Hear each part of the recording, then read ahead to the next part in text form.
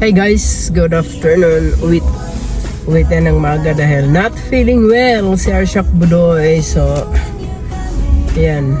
Kala mo'y robot. It's about 3 o'clock.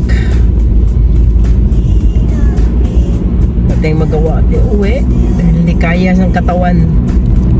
Wala magawa. Ganyan talaga ang life.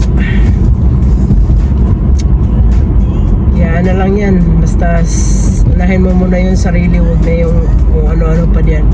Kailangan i-relax ang katawan. Hindi pwedeng abusuhin dahil walang mag-alaga si Arshak. Kaya mag-ingat-ingat dahil pag winter ganyan ka talaga. Lalo na pag ay malamig sobra. Grabe. Pero okay na. God bless. And thank you. Love you all. Bye-bye. Ingat po kayo. Drive safe and God bless everyone. Bye.